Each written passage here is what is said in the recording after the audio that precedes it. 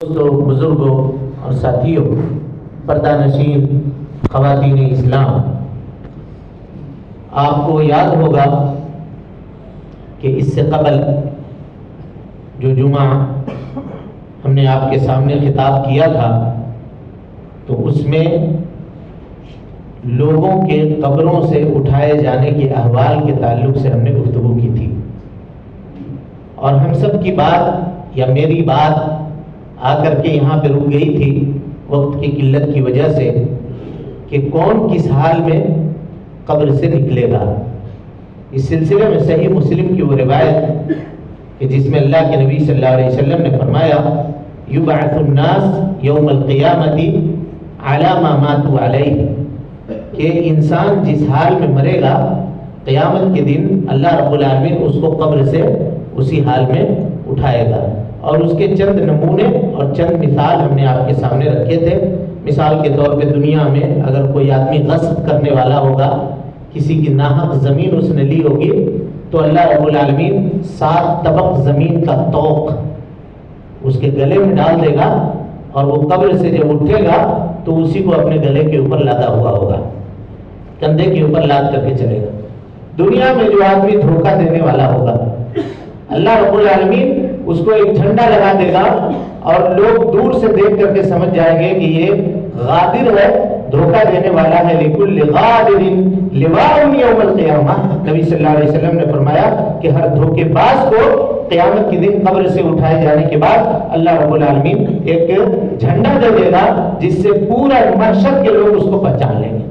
اسی طریقے سے کوئی آدمی جس نے اپنے مال کا زکات اللہ رب العالمین کے راستے میں نہ دیا ہوگا، تو اگر وہ اونٹ ہے تو اونٹ خوب موٹا تازہ فربا بنا کر کے اللہ تعالیٰ اس کے گردن میں لاد دے گا، اور وہ اونٹ اسی اونٹ کو اٹھا کر کے قبر کے سے نکلے گا اور میدان محشر کی طرف چلے گا، اور وہ اونٹ چلا رہا ہوگا، چنگھار رہا ہوگا، سونے اور چاندی کا کنس بنا کر کے، توق بنا کر کے اللہ رب العالمین گنجا سانپ بنا کر کے اس کے گردن کے اوپر لاد دے گا، اور وہ سانپ اس کے ہاتھ کو چلائے گا، اور یہ اس کو جھٹک رہا ہوگا، الگ کر رہا ہوگا، کہاں جا رہے ہو مجھ کو چھوڑ کر کے؟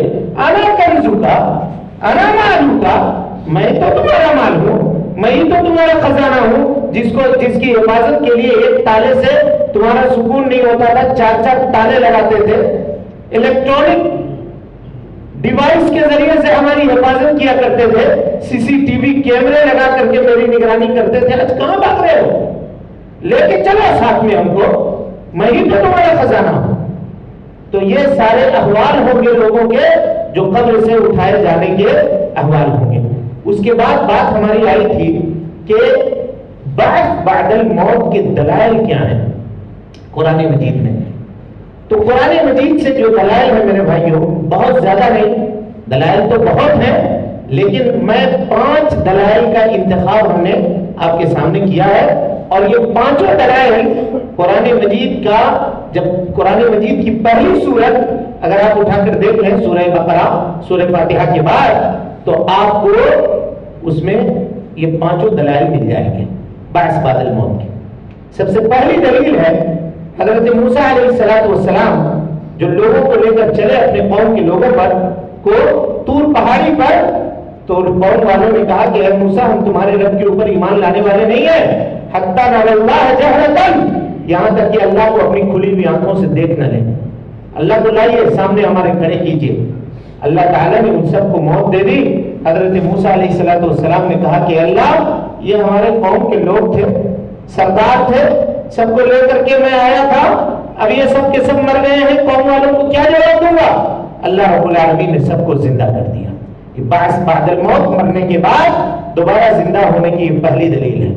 دوسری دلیل بنی اسرائیل کا واقعہ ہے کہ ایک شخص نے اپنے چچا کو مار دیا تھا، اور بنی اسرائیل کے لوگ پریشان ہو کر کے آئے حضرت موسیٰ علیہ السلام کے پاس۔ حضرت موسیٰ نے حل بتایا، ان اللہ یامرکم ان تذبحوا بقرہ، ایک گائے ذبح کرو، اور وہ لوگ لمبا واقعہ ہے آپ سب جانتے ہیں، اور وَإِذْ قَتَلْتُمْ نَفْسًا فَادَّارَأْتُمْ فِيهَا وَاللَّهُ مُخْرِجٌ مَا كُنتُمْ تکتمون، اللہ رب العالمین کہتا ہے تم جو چھپا رہے تھے اللہ تعالیٰ اس کو ظاہر کرنے والا تھا۔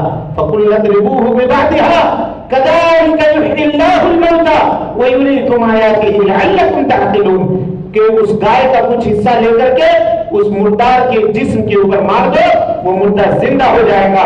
اسی طریقے سے ہم قیامت کے دن مردوں کو زندہ کیا کریں گے۔ یہ دوسری مثال ہوئی بعث بعد الموت کی۔ تیسری مثال ہے الم تر الی الذین خرجوا من دیارہم وهم ملوک حضر الموت، ایک قوم تھی ہزاروں کی تعداد میں اپنے گھر سے باہر نکلی، اللہ رب العالمین نے ان کو موت دے دیا اور پھر ان کو اللہ تعالیٰ نے زندگی عطا کر دی۔ یہ اس کی تیسری مثال ہوئی۔ چوتھی مثال اللہ تعالیٰ حضرت عزیر علیہ السلام کے واقعے کو بیان کرتا ہے۔ او کالذی مر علی قریۃ وہی خاویۃ علی عروشها، اے اللہ کے نبی صلی اللہ علیہ وسلم اس شخص کے واقعے کو یاد کیجئے جو ایک بستی سے گزر رہا تھا، اس نے یہ دیکھا کہ بستی اپنے چھت کے بل الٹی پڑی ہوئی ہے۔ اللہ تعالیٰ سے حضرت عزیر نے سوال کیا، اے اللہ کیا ان بستی والوں کو بھی تو قیامت کے دن زندہ کر دے گا؟ اللہ تعالیٰ نے حضرت عزیر کو موت دے دی، پڑے رہے، انتقال کر گئے۔ پھر اللہ تعالیٰ نے ان کو زندہ کیا اور کہا قال کم لبثت، کتنے دن تک ٹھہرے؟ انہوں نے کہا ایک دن یا دن کا کچھ حصہ۔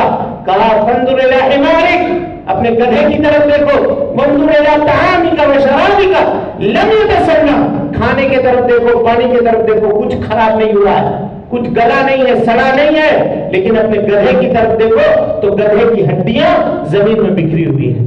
اللہ تعالیٰ نے ہڈیوں کو اکٹھا کیا، جمع کیا اور اس میں پھر گوشت چڑھا دیا اور کہا کہ دیکھو اسی طریقے سے ہم مردے کو قیامت کے دن زندہ کر کے کھڑا کر دیں گے، اس کی قبر سے اس کو نکال دیں گے۔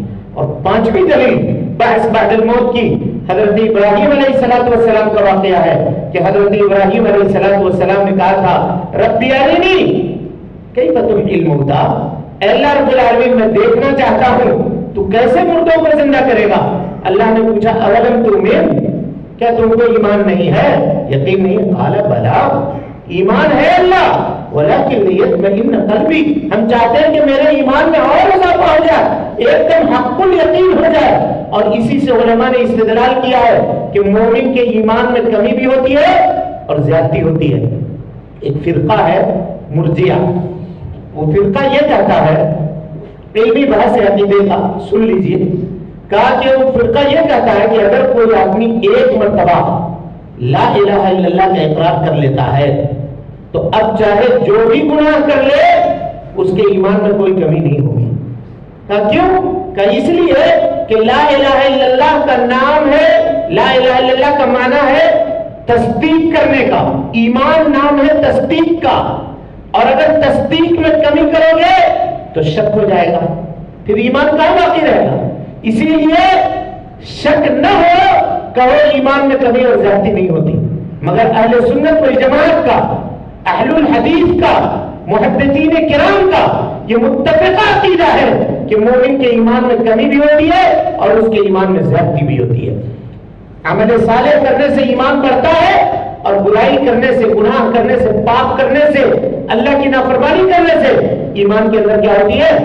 کمی واقع ہوتی ہے۔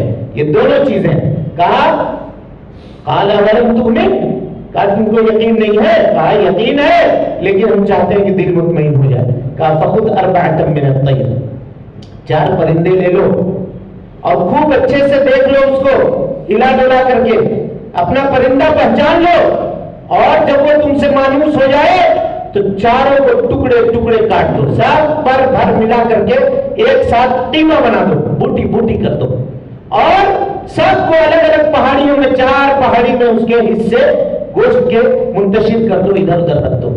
ثم ادعوهن، پھر ان پرندوں کو بلاؤ، یاتینک سعیا، وہ تمہارے پاس دوڑتے ہوئے چلی آئیں گی۔ ایسا نہیں کہ ابھی ہڈی کٹی تھی، ٹوٹی تھی، پھوٹی تھی، ابھی نئے نئے سنبھل ہوئے ہیں تو ہو سکتا کمزور ہو، پلپلے ہو، جیسے آپریشن ہو کر کے آدمی نکلتا ہے تو دھیرے دھیرے چلتا ہے، ایسا بھی نہیں ہے۔ یاتینک سعیا، دوڑتے ہوئے چلے آئیں گے۔ اور یہ جان لو کہ اللہ رب العالمین ہر چیز کے اوپر قادر ہے، مرنے کے بعد تم کو زندہ کرنے کے اوپر اللہ رب العالمین قادر ہے۔ میرے بھائیوں، یہ وہ دلائل ہیں جس سے یہ پتا چلتا ہے کہ اللہ رب العالمین ہم سب کو ایک نہ ایک دن قبر سے نکالے گا۔ یہ تو انسانوں کا معاملہ ہوا، کیا اللہ تعالیٰ قیامت کے دن ان جانوروں کو بھی پیدا کرے گا دوبارہ؟ یہ سوال ہے، علماء کا کچھ اختلاف ہے اس سلسلے میں، لیکن راجح مسئلہ جو ہے کہ ان تمام بہائم کو، جانوروں کو، سب کو، چرند کو، پرند کو، درند کو اللہ رب العالمین زندہ کرے گا قیامت کے دن۔ دلیل اس کی کیا ہے؟ اللہ تعالیٰ فرماتا ہے وَمَا مِن دَابَّةٍ فِي الْأَرْضِ وَلَا طَائِرٍ يَطِيرُ بِجَنَاحَيْهِ إِلَّا أُمَمٌ أَمْثَالُكُمْ، زمین میں رینگنے والا کوئی بھی جانور ہے، دابہ چوپائے کو کہتے ہیں، لیکن فَكُلُّ مَا يَدُبُّ عَلَى الْأَرْضِ فَهُوَ دَابَّةٌ، لغت میں کہتے ہیں کہ ہر زمین پہ چلنے والا جو جانور ہے وہ دابہ ہے۔ کہا وَطَائِرٍ يَطِيرُ، ہوا میں اڑنے والا پرندہ، إِلَّا أُمَمٌ أَمْثَالُكُمْ، وہ تمہاری طرح ایک امت ہے، ثُمَّ إِلَىٰ رَبِّكُمْ تُحْشَرُونَ، اور یہ سب کے سب قیامت کے دن اپنے رب کے سامنے جمع کیے جائیں گے۔ حافظ ابن کثیر رحمۃ اللہ علیہ کہتے ہیں کہ یہ آیت دلیل ہے اس بات کے اوپر کہ جہاں اللہ رب العالمین انسانوں کو بھی زندہ کرے گا، اسی طریقے سے جانوروں کو بھی زندہ کرے گا، لیکن ان کا حساب و کتاب نہیں ہوگا۔ ہاں، اگر کسی نے جانوروں میں سے کسی جانور نے کسی دوسرے جانور کے اوپر ظلم کیا ہوگا تو اللہ رب العالمین اپنے انصاف کے معاملے کو اس وقت تک بند نہیں کرے گا جب تک اس کمزور جانور کو انصاف نہ دلا دے، اور جو طاقتور جانور سینگ والی بکری نے بغیر سینگ والی بکری کو مارا تھا، دونوں کے درمیان فیصلہ نہ ہو جائے تب تک اللہ رب العالمین معاملے کو ختم نہیں کرے گا۔ میرے بھائیوں، حشر کا یہ میدان کہاں پہ بپا ہوگا؟ لوگ اپنی اپنی قبروں سے اٹھیں گے، اور اٹھنے کے بعد جو حالت ہوگی اس کا تذکرہ آپ کے سامنے ہو چکا ہے۔ پھر سب کو ہٹایا جائے گا، ایک پکارنے والا آواز لگانے والا آواز لگائے گا، اور قبر سے اٹھتے ہوئے یہ سارے کے سارے لوگ نکل پڑیں گے۔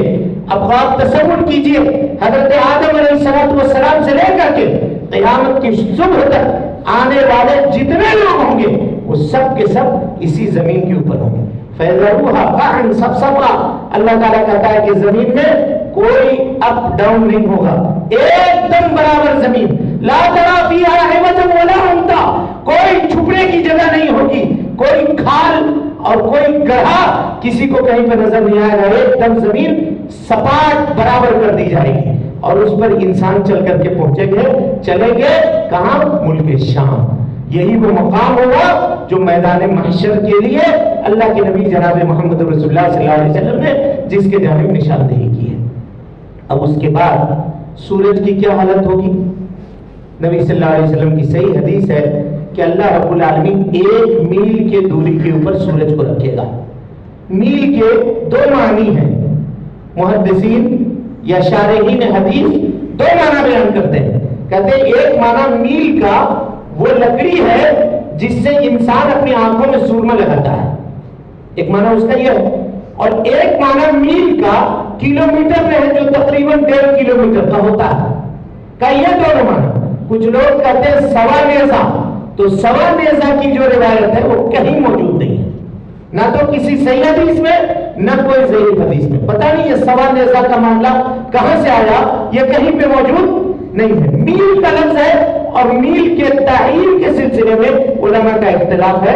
کچھ لوگ کہتے ہیں کہ وہ سرما دانی کی لکڑی جس سے آنکھ میں سرما لگایا جاتا ہے، یا نہیں تو 1 میل۔ اگر 1 میل بھی ہو بھائی تو کیا حالت ہوگی؟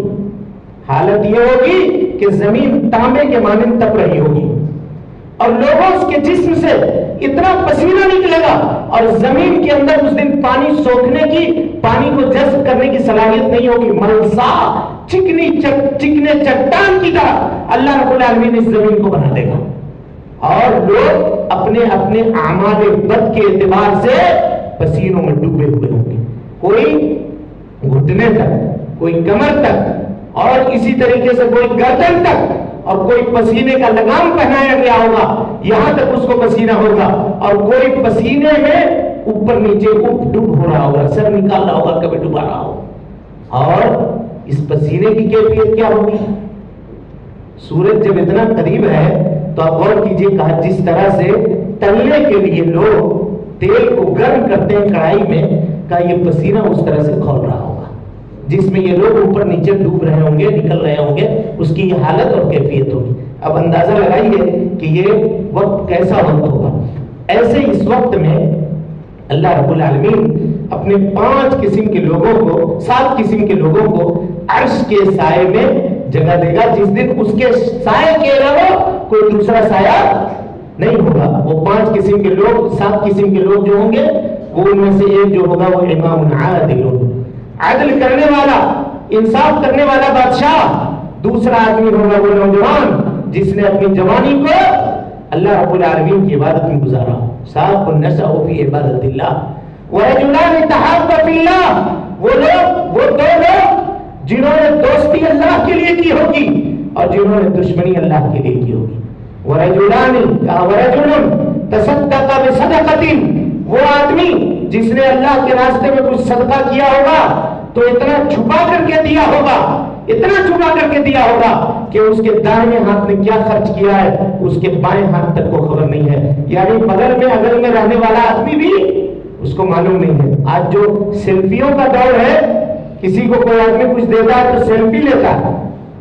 آٹے کی ایک گولی اگر کسی کو دے رہے ہیں، کپڑے کا ایک پیکٹ کسی کو تھما رہے ہیں، تو ہمارا شوق اس وقت تک مکمل نہیں ہوتا جب تک ہم اس کا فوٹو نہ اتار لیں اور اس کو فیس بک وغیرہ پہ اور واٹس ایپ اور دوسرے چیزوں کے اوپر شائع نہ کر دیں یا اس کو پھیلا نہ دیں.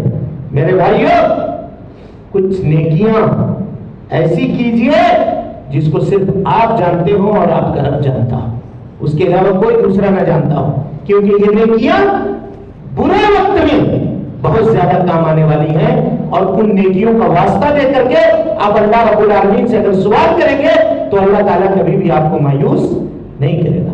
اس کے بعد وہ آدمی ہوگا جس کو نہایت حسین و جمیل خاتون نے بلایا ہوگا، برائی کی دعوت دی ہوگی، اس نے یہ کہا ہوگا انی اخاف اللہ، میں اللہ سے ڈرنے والا ہوں، میں اس برائی میں پڑنے والا نہیں ہوں. اور ایک آدمی وہ ہوگا رجل قلبہ معلق بالمساجد، جس کا دل مسجد سے لگا ہوا ہو، مسجد سے لگا ہوا ہو جس کا دل، وہ بار بار ایک نماز پڑھنے کے بعد دوسرے نماز کا انتظار کرتا ہو، کثرت سے سجدے کرتا ہو. مسجد سے دل لگا ہوا کا کیا مطلب ہے؟ کہ کثرت سے سجدے کرنے والا ہو، اللہ رب العالمین کی عبادت میں اپنی زندگی گزارنے والا ہو. میرے بھائیوں، یہ 7 طرح کے لوگ ہوں گے.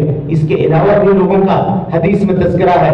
کہا وہ آدمی جس نے کسی کو قرض دیا ہوگا اور قرض دینے کے بعد اس نے اس کو مہلت دی ہوگی تو کل قیامت کے دن اللہ رب العالمین اس کو بھی اپنے عرش کے سائے میں جگہ دے گا. اور دیگر لوگوں کا تذکرہ ہے. میرے بھائیوں، میدان محشر میں پوری مخلوق کھڑی ہوگی. سارے لوگ انبیاء سے لے کر کے صلحاء، شہداء، صالحین، ہر ایک کی اپنی کیفیت ہوگی. اور اس میدان میں سب کے سب لوگ اکٹھا اور جمع ہوں گے.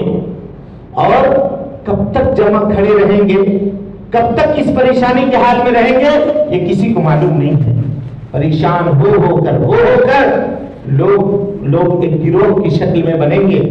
اور بننے کے بعد حضرت آدم علیہ السلام کے پاس پہنچیں گے اور کہیں گے کہ اے آدم علیہ السلام، آپ ابو البشر ہیں، آپ کے ذریعے سے اللہ رب العالمین نے اس زمین کو آباد کیا ہے.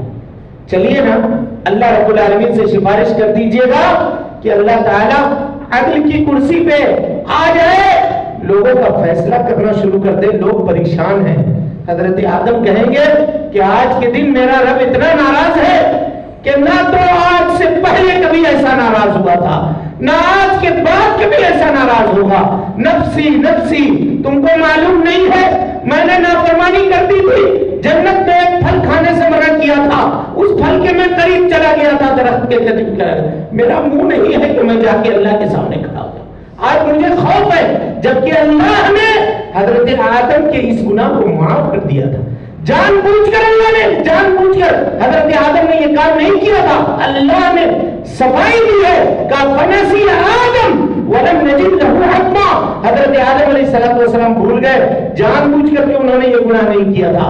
توبہ کیا زمین میں آنے کے بعد اللہ نے کہا فتلقى آدم من ربه کلمات فتاب علیہ. اللہ نے ان کے توبہ کو قبول کر لیا. وہ گناہ جس پہ انہوں نے توبہ کر لیا اور توبہ قبول بھی کر لی گئی، اس کے باوجود بھی وہ ڈر رہے ہیں کہ نہیں، میں اللہ کے سامنے نہیں جا سکتا، سفارش نہیں کر سکتا ہوں. اے بھائی، آج کل کے زمانے میں یہ ابھی رجب کا مہینہ شروع ہو رہا ہے، ابھی شعبان کا مہینہ شروع ہوگا.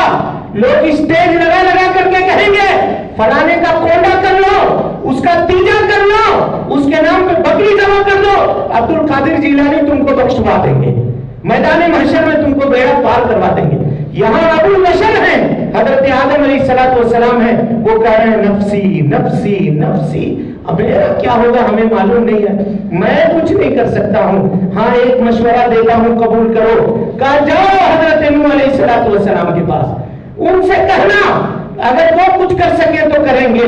لوگ بھاگے ہوئے آئیں گے پریشان حال حضرت نوح علیہ السلام کے پاس اور کہیں گے کہ اے نوح علیہ السلام، آپ پہلے رسول ہیں، حضرت آدم پہلے نبی ہیں، حضرت نوح پہلے رسول ہیں، کہ اللہ نے شرک سے منع کرنے کے لیے دنیا میں سب سے پہلا رسول بنا کر کے آپ کو بھیجا ہے، چلیے نا آپ آدم ثانی ہیں، اللہ کے سامنے سفارش کر دیجئے گا۔ کہا نہیں بھائی، آج رب العالمین اس طرح سے ناراض ہے کہ اس سے پہلے نہ تو کبھی ناراض ہوا تھا، نہ اس کے بعد کبھی ناراض ہوگا۔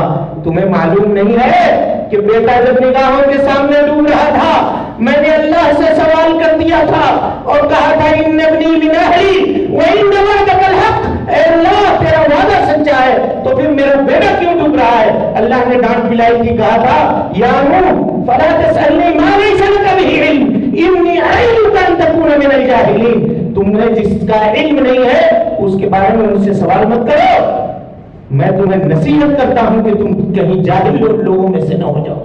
اللہ اکبر، کہ وہ جو سوال کیا تھا کہ اس سوال کے خوف سے میں اللہ کے سامنے کھڑا نہیں ہو سکتا ہوں، میری طاقت نہیں ہے، ہم نہیں کھڑے ہو سکتے ہیں۔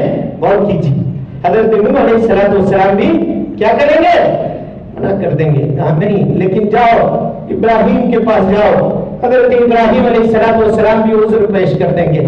حضرت ابراہیم کہیں گے جاؤ موسیٰ علیہ السلام کے پاس، لوگ وہاں آئیں گے، وہ بھی عذر پیش کر دیں گے۔ حضرت عیسیٰ کے پاس آئیں گے، حضرت عیسیٰ کوئی عذر تو پیش نہیں کریں گے، لیکن یہ کہیں گے کہ ایک کام کرو، جاؤ محمد رسول اللہ صلی اللہ علیہ وسلم کے پاس، وہی کچھ کر سکتے ہیں، اس کے علاوہ کوئی معاملہ بن نہیں سکتا ہے۔ میرے بھائیو سنیے معاملے کو، لوگ آئیں گے جناب محمد رسول اللہ صلی اللہ علیہ وسلم کے پاس اور کہیں گے کہ اللہ کے نبی صلی اللہ علیہ وسلم آپ سید الاولین والآخرین ہیں، آپ سید المرسلین ہیں، لوگ پریشان ہیں میدان محشر میں، اللہ سے اتنی سفارش کر دیجئے کہ اللہ تعالیٰ آگے عدل کی کرسی پہ بیٹھ جائے اور لوگوں کا فیصلہ شروع کر دے۔ نبی صلی اللہ علیہ وسلم کہیں گے انا لہا، انا لہا، میں یہ کروں گا، اور یہی وہ مقام محمود ہے۔ وَمِنَ اللَّيْلِ فَتَهَجَّدْ بِهِ نَافِلَةً لَكَ عَسَىٰ أَن يَبْعَثَكَ رَبُّكَ مَقَامًا مَحْمُودًا، اے اللہ کے نبی صلی اللہ علیہ وسلم رات کو اٹھ کر کے تہجد پڑھیے، اللہ رب العالمین آپ کو مقام محمود سے سرفراز کرے گا۔ اور ہر مسلمان آدمی اذان کے بعد یہ دعا کرتا ہے اللہم رب هذه الدعوة التامة والصلاة القائمة آت محمدا الوسيلة والفضيلة وابعثه مقاما محمودا الذي وعدته۔ نبی صلی اللہ علیہ وسلم کہیں گے یہی مقام محمود ہے۔ لیکن میرے بھائیو، پوری امت کا، پورے انسانیت کا معاملہ کیسے حل ہوگا؟ غور کیجئے، پوری انسانیت کا معاملہ کیسے حل ہوگا؟ اللہ کے نبی جناب محمد رسول اللہ صلی اللہ علیہ وسلم قریب ہوں گے، سجدے کی اجازت لیں گے اور سجدے میں گر جائیں گے۔ پوری دنیا کا مسئلہ اگر حل کرنے کا کوئی طریقہ ہے تو وہ سجدہ ہے میرے بھائیو، سجدہ ہے، جس سجدے کو آج ہم بھاری سمجھتے ہیں۔ سجدہ کرنا ہمارے لیے سب سے زیادہ مشکل ہے۔ نماز پڑھنے کے علاوہ کوئی کام کر دو، لاکھوں روپے دینے کے لیے کہہ دو، دے سکتے ہیں، کچھ اور کر دو، کر سکتے ہیں، لیکن نماز کہو تو یہ ہمارے لیے بہت بھاری ہے، ہم نہیں پڑھ سکتے نماز۔ اللہ نے درست قرآن مجید کی آیتیں سچ بولتی ہیں، اللہ کا کلام کبھی جھوٹا نہیں ہوتا۔ وَاسْتَعِينُوا بِالصَّبْرِ وَالصَّلَاةِ وَإِنَّهَا لَكَبِيرَةٌ إِلَّا عَلَى الْخَاشِعِينَ، یہ نماز بہت بھاری ہے ان لوگوں کے اوپر جو اللہ رب العالمین سے ڈرتے نہیں ہیں۔ اللہ سے جو ڈرتے ہیں یقیناً ان کے لیے نماز آسان ہے۔ ہم کہتے ہیں ہم پریشان ہیں، ہم کہتے ہیں ہم مصیبت میں ہیں، ہم کہتے ہیں کہ ہماری روزی تنگ ہے، ہم کہتے ہیں کہ کاروبار کے میں گھاٹا ہے، ہم کہتے ہیں کہ آل و اولاد بگڑے ہوئے ہیں، ہم کہتے ہیں کہ دنیا ہمارے لیے تنگ ہے۔ اے بھائی مسجد کا دروازہ کھلا ہے، آیا اللہ کے سامنے، جب پورے مخلوق کا معاملہ ایک سجدے سے حل ہو سکتا ہے تو میرا اکیلا کا معاملہ سجدے سے حل نہیں ہو سکتا ہے؟ ہم کو یقین ہی نہیں ہے، ہم کو اللہ رب العالمین کی قدرت کاملہ کے اوپر یقین ہی نہیں ہے، ہم صرف سن کے مومن ہیں، ہم کو دلائل معلوم ہی نہیں ہے۔ نبی صلی اللہ علیہ وسلم کہیں گے کہ میں سجدے کی اجازت لے کر کے سجدے میں گر جاؤں، اور اللہ جب تک چاہے گا تب تک سجدے میں رہوں گا، اور ان الفاظ کے ذریعے سے اللہ رب العالمین کی تعریف بیان کروں گا کہ کوئی وہ الفاظ مجھے بھی معلوم نہیں ہے، یہ اسی وقت اللہ رب العالمین میرے سینے کے اندر ڈالے گا، اور اس کے بعد جب اللہ چاہے گا تب کہے گا یا محمد ارفع راسک، اے محمد صلی اللہ علیہ وسلم اپنا سر اٹھائیے، سر مانگیے، کیا کہتے ہیں؟ تو دیا جائے گا، جو مانگنا چاہتے ہیں مانگ لیجئے۔ اے اللہ یہ مخلوق پریشان، اے اللہ ان کا حساب لے لیجئے، آئیے عرش کی کرسی پہ بیٹھ، اے اللہ آئیے عدل کی کرسی کے اوپر بیٹھ جائیے، رب العالمین ان کا حساب لیجئے، یہ مخلوق پریشان حال ہے۔ تب اللہ رب العالمین آئے گا میرے بھائیوں، اور اس کے بعد پھر وَنَزَعُ الْمَوَازِينَ الْقِسْطَ لِيَوْمِ الْقِيَامَةِ، قیامت کے دن اللہ رب العالمین عدل و انصاف کے ترازو کو قائم کرے گا۔ امام بخاری رحمۃ اللہ علیہ کہتے ہیں وَأَنَّ أَعْمَالَ بَنِي آدَمَ وَقَوْلَهُمْ يُوزَنُ، بنی آدم کے قول اور ان کے اقوال، ان کے افعال کو تولا جا رہا ہوگا۔ یہی وہ منظر ہوگا جس وقت اللہ کے نبی صلی اللہ علیہ وسلم نے اپنی پیاری بیٹی سے کہا تھا یا فاطمہ، یا فاطمہ سلیمی من مالی ما شئتی، جو مال تم کو چاہیے دنیا میں مجھ سے مانگ لو، میں دے دوں گا، میں تمہارا باپ ہوں، لیکن کل قیامت کے دن میں تمہارا کچھ بھی کام نہیں آ سکوں گا۔ ام المؤمنین نے کہا حضرت عائشہ نے اللہ کے نبی آپ مجھے بھی بھول جائیں گے، مجھے بھی بھول جائیں گے؟ کہا عائشہ میزان عدل جب اللہ قائم کرے گا وہاں کوئی کسی کو یاد نہیں رکھے گا۔ یوم یفر المرء من اخیہ وامہ وابیہ وصاحبتہ وبنیہ لکل امرئ منہم یومئذ شأن یغنیہ، وجوہ یومئذ مسفرہ ضاحکۃ مستبشرہ ووجوہ یومئذ علیہا غبرہ ترہقها قترہ اولئک هم الکفرۃ الفجرہ۔ قرآن مجید کی ان آیتوں کو پڑھیے میرے بھائیوں، ان آیتوں کو ترجمہ اور اس کے تفسیر کے ساتھ پڑھیے، کلیجہ پھٹ کر کے الگ الگ ہو جائے گا۔ عدل کی کرسی رکھی جائے گی، اور اس کے بعد اللہ میزان عدل کو قائم کرے گا، جس کے دو پلے ہوں گے، بیچ میں ایک لسان ہوگا جس کے ذریعے سے میزان کا پتہ چلے گا۔ لوگوں کو تولا جائے گا، عملوں کو تولا جائے گا، انسانوں کو تولا جائے گا، اور وہاں پہ تولنے کا یہ معاملہ شروع ہوگا، اور پھر اللہ رب العالمین ہر ایک کو بلا بلا کر کے نام اعمال اس کے ہاتھ میں تھما رہا ہوگا۔ کوئی ایک وہ آدمی ہوگا نام اعمال جس کے دائیں ہاتھ میں دیا جائے گا، فیقول ہاؤم اقرؤوا کتابیہ، خوشی خوشی دوڑے گا۔ اللہ تعالی ہم سب کو ان لوگوں میں سے بنا دے، کہے گا یہ دیکھو میری کتاب، یہ دیکھو میری کتاب، انی ظننت انی ملاق حسابیہ فہو فی عیشۃ راضیہ۔ میں تو بچ گیا، میں نکل گیا، اللہ رب العالمین مجھ سے راضی ہے۔ اس کی مثال یہ ہے کہ اللہ نے نام اعمال کو میرے دائیں ہاتھ میں دیا ہے، اور ایک وہ بد نصیب آدمی ہوگا جس کے نام اعمال اللہ تعالیٰ پیچھے سے گزار کر کے اس کے بائیں ہاتھ میں دے گا۔ وہ یہ کہے گا ہاں وہ مکرو یا کہے گا یا ویلتا لیتنی ما لہذا الکتاب لا یغادر صغیرۃ ولا کبیرۃ الا احصاها ووجدوا ما عملوا حاضرا ولا یظلم ربک احدا۔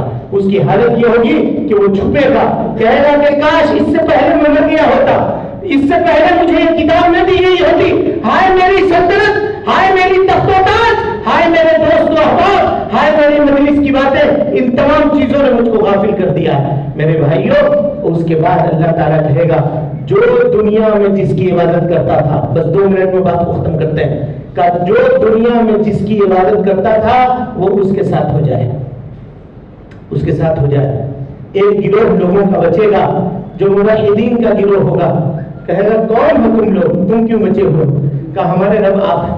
کہا میں ہوں، اللہ ربی لا اشرک بہ شیئا، کہا میرا رب اللہ ہے، اس کے ساتھ کسی کو شریک نہیں ٹھہراتے ہیں۔ کہا یہی وہ مقام ہوگا جب اللہ رب العالمین اپنی پنڈلی کھولے گا، وَيُدْعَوْنَ إِلَى السُّجُودِ، اور سجدے کی اجازت دی جائے گی۔ میدان محشر میں لوگ سجدے کریں گے۔